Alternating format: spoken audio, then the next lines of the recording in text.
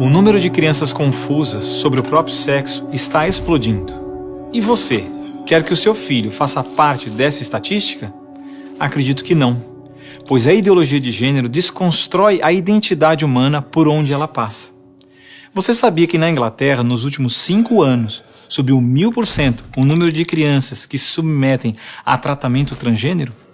E na Escócia, mais de 500% apenas nos últimos 4 anos? Isso não é por acaso. O número de crianças confusas a respeito do próprio sexo está explodindo nos países que promovem a ideologia de gênero em suas escolas. E por que isso? Simples. A ideologia de gênero afirma que ninguém nasce homem ou mulher, mas que cada um deve construir sua própria identidade. E se é assim, todas as crianças devem experimentar todas as formas de sexualidade possíveis até encontrarem um gênero para si mesmas. Como isso se daria? Através de materiais didáticos e uma nova pedagogia voltada para a desconstrução sexual. Sim, ideias têm consequências, e as consequências da ideologia de gênero promovem exatamente esta confusão, fazendo nossas crianças duvidarem de si mesmas na sala de aula, ambiente onde os pais estão cada vez mais ausentes e onde as crianças estão em fase de natural imaturidade e questionamento.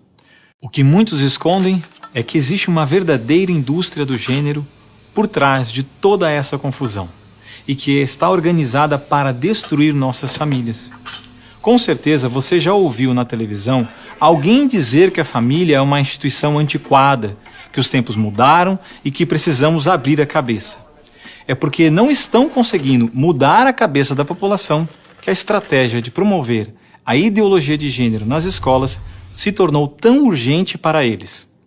Foi por isso que em 2014, quando o Congresso votou a proposta de Plano Nacional de Educação, deputados e senadores retiraram todas as referências à ideologia de gênero do seu texto, respeitando assim a vontade expressa do povo brasileiro que rejeita essa ideologia.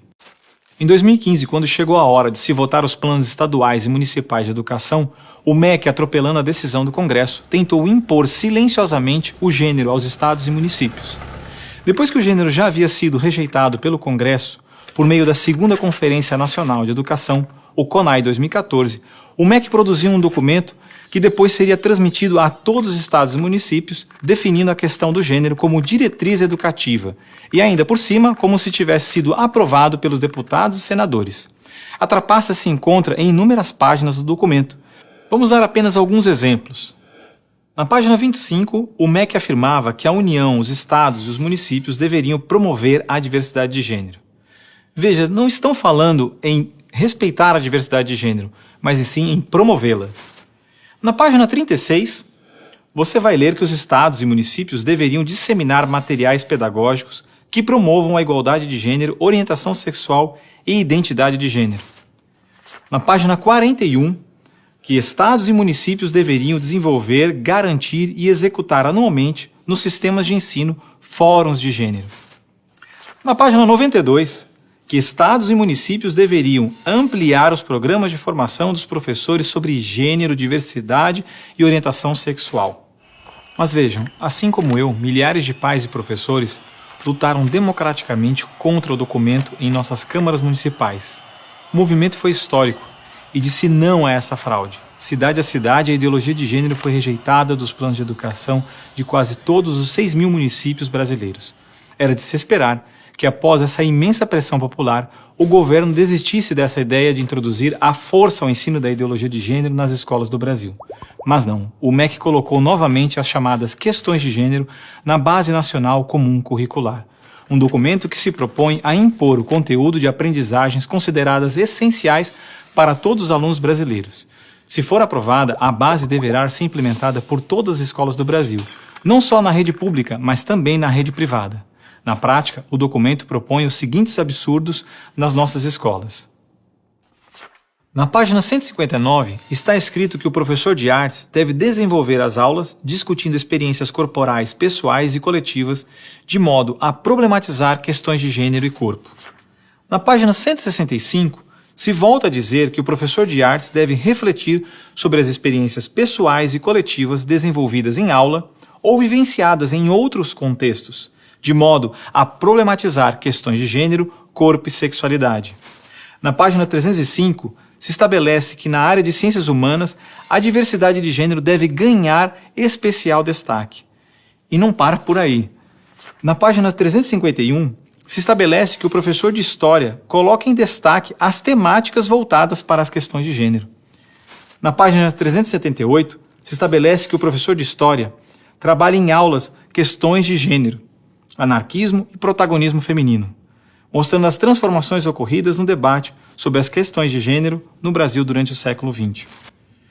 Vocês estão vendo? A ideologia de gênero está presente no documento, é explícito, e o governo brasileiro demonstra com isso ignorar a vontade popular. Se a base for aprovada, terá valor de lei e será obrigatória. A ideologia de gênero será imposta de forma autoritária como a única moral permitida, quer os pais queiram ou não. Mas o que diz a nossa Constituição?